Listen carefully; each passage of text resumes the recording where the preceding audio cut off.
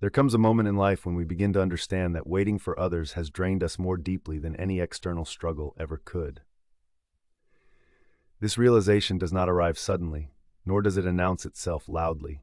It unfolds slowly, quietly, almost unnoticed, through a series of small disappointments, unspoken hopes, and expectations we never dared to name.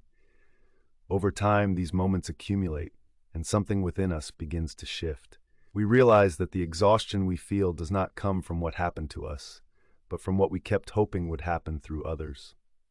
For a long time, we believe that someone will eventually meet us where we are. We imagine that one day, a gesture, a message, or a sign of attention will appear and fill the emptiness we have been avoiding.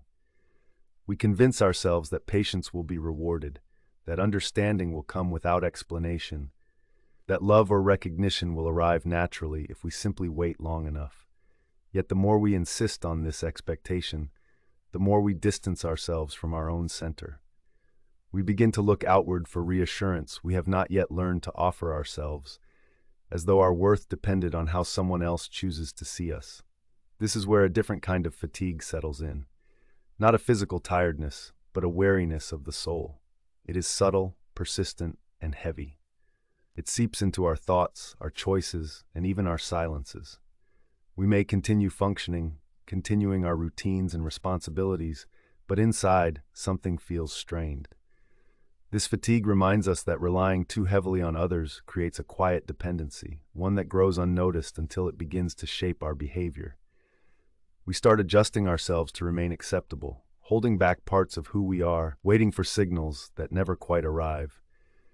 As we begin to observe this pattern with more clarity, we recognize that waiting itself becomes a dangerous place. We believe we are keeping a door open, remaining available, remaining kind. But in reality, we are standing still, facing a horizon that does not move. We imagine that others will understand our needs without us expressing them, that they will intuit our wounds because we intuit theirs. Yet human reality is far simpler and far less idealized. Everyone moves at their own rhythm, burdened by their own limits, distractions, fears, and responsibilities. Expecting someone to carry our inner weight is asking them to do something they were never meant to do. This realization is not an accusation directed at others. It is an acknowledgement of our own projections. We often assign roles to people that they never agreed to play, expecting them to heal, reassure, or validate us in ways they may not be capable of.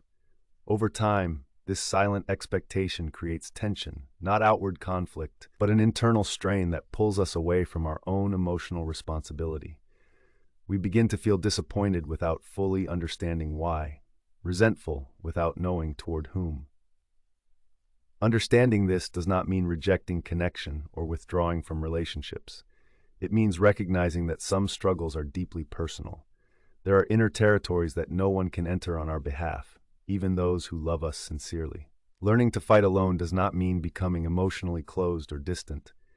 It means developing an inner presence that remains stable even when others do not respond as we hoped. It is learning to breathe differently, more grounded, less dependent on approval, less shaken by silence. Emotional autonomy is often misunderstood as isolation, but it is something entirely different. It is a form of maturity that allows us to love without placing the burden of completion on another. It allows us to connect freely, without demanding that someone fill every void we have not yet explored ourselves.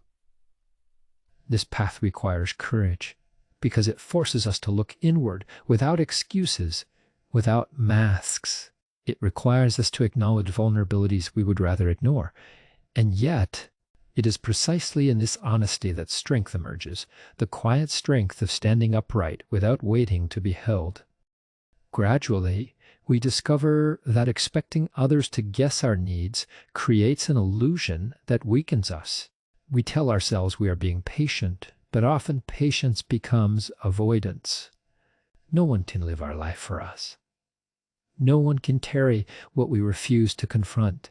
When we begin analyzing gestures, interpreting silences, and assigning meaning to every absence, we trap ourselves in constant emotional vigilance. This state is exhausting. It turns relationships into puzzles and ourselves into investigators searching for proof of our worth. Over time, We confuse the natural uncertainty of human connection with personal inadequacy. Distance begins to feel like rejection. Silence feels like judgment, yet this interpretation is rarely accurate. More often, it reflects our difficulty in grounding ourselves internally. When we stop monitoring external signals to be closely, we begin to see more clearly. Many things we perceived as neglect were simply differences in timing, communication styles, or emotional capacity. Not everyone feels or expresses emotions with the same intensity. This understanding marks the beginning of true inner work. We learn to distinguish what belongs to others from what belongs to our expectations. This distinction is liberating. It frees us from the constant need for validation and allows us to reclaim our emotional posture. Fighting alone, in this sense, is not an act of hardness, but an act of self-respect.